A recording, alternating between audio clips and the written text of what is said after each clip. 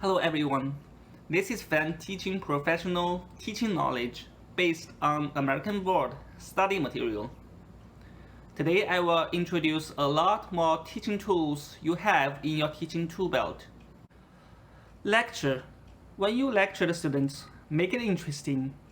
The content of what is being taught should carry the weight. You can complement that with stories and jokes that are related to the class content. I myself wonder, is letting students have a 3-minute nap during lecture a good idea? Bell ringers. Here's what a bell ringer is in the context of teaching. A teacher can write a problem on the chalkboard before a class bell rings and immediately talk about the problem after the class begins. If a teacher does this as a routine, some students will start thinking about the problem even before class begins. Most students would pay attention to the problem after the class begins. So a bell ringer is a trick to warm up the students naturally and quickly. I guess the bell ringer is a well-known trick among teachers, but you don't have to do it. You can simply start talking and getting attention of the students with your own charm. Worksheet. If you decide to give students worksheet, be aware that most schools set a limit on the number of copies that can be made because schools are usually underfunded. Buy the poetry of a teacher who gives students a lot of worksheets to work on in the study material. I deduce that wasting papers and Xerox machines is frowned upon by administrators. Gallery walk. Art students sometimes learn by walking around in a gallery and observing the artworks from a particular artist. Some classes are closer to an art class than others, but I think in all classes you can let students study the work of a particular student. I think it's a good idea that students are exposed to other students' work. Technology. Try to be open-minded about technology. When I first came to America, I leased a room in a house in the summer. At the end of the lease, I tried to clean the carpet of my room with my hand. My friend told me that I should use a vacuum cleaner, but I thought it was not necessary. After I moved to a new apartment, my friend helped me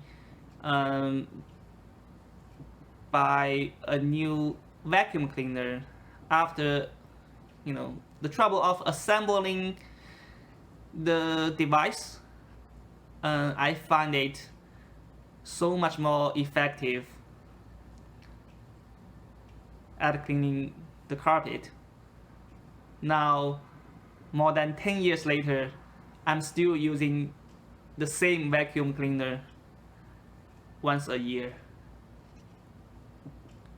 I consider myself a late adopter of technology, but the good thing is I'm going to teach mathematics, and I think the most effective way of teaching math is still chalk on chalkboard. Marker on whiteboard is a little bit more high-tech, but I'm cool with it.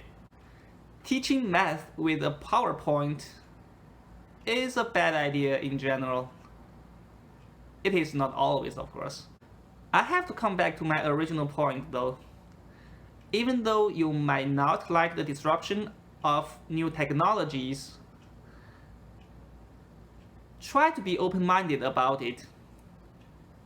Often than not, after you get a hang of it, it improves your productivity. Questions. I'm going to show you a list of questions you can ask during teaching that will make you look more professional. What is the author trying to represent in this passage? How would you summarize the most important facts in your own words?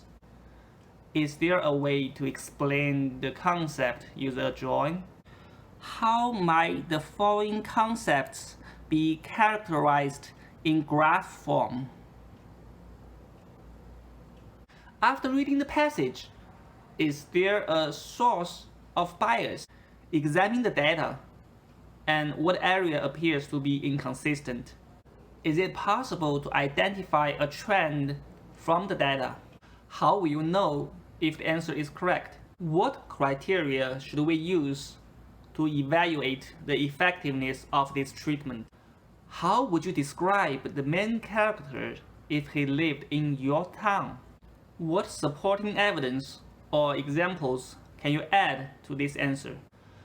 What makes this situation different from previous situation?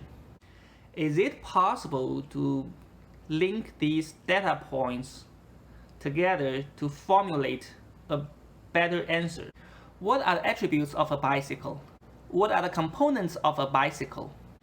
How are the causative agents related?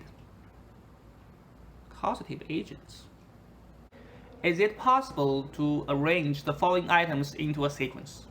How can the following items be arranged to demonstrate their relationship? Can you organize the following list of items from small to large items? What characteristics do these items have in common?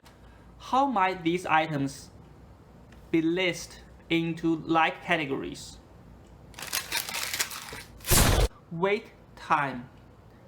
After you ask a question, give students plenty of time to formulate a thoughtful answer and enjoy the comfortable silence.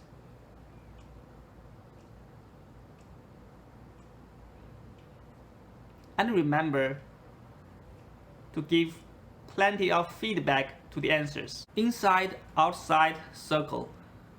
During inside-outside circle, a teacher creates two concentric rings of students facing each other. The pair of students facing each other then complete a task together. After the task, the inner circle rotates so that students get new partners. I think the key here is partner rotation. It's a speed dating format for kids' activities. Role playing. I think it's a great idea to let students play a role who has the knowledge that is being taught. For example, you can let two students play the role of two students discussing a math problem on the chalkboard. Or a student can play the role of a math teacher. Or two students can play a job interview with a math problem involved. I predict it's gonna be fun. Brainstorming. I don't see how brainstorming can be useful for a math class. Here's the question, 2 plus 2 equals... Hey guys, let's brainstorm the answer. 5? Good. 6? Good. Bird?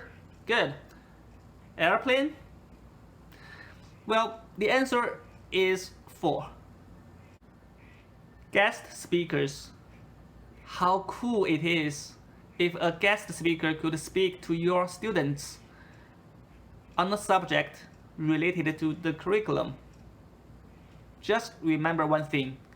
Guest speakers should be treated as royalties. Sticky note. Stickies can be used as votes. Students can come to the whiteboard and place their sticky notes in certain areas that represent certain options. Field trips. When you plan a field trip, keep in mind the following. Number 1, do I need to make an alternative learning experience for any of the students who cannot make the trip? Number 2, You are responsible for obtaining written parental permission before allowing a student to participate in a field trip. Number 3. You need to find chaperones for the field trip. Chaperones should be chosen from parents, guardians, or teachers. Having one chaperone per every 20 students is a good ratio. You need to set behavior expectations for the students and the chaperones. Number 4, you need to provide the school administrators with a complete listing of students and chaperones and their phone numbers, a complete itinerary, and the contact information for each location. Number 5, know your school emergency procedures, such as what to do if a child becomes separated from the group. Number 6, if the students are going to miss classes due to the field trip, let teachers of other classes know and give them a roster of students attending the field trip. That's for today. In the next video, and our last video of the series of professional teaching knowledge, I will talk about assessment. Thanks for watching.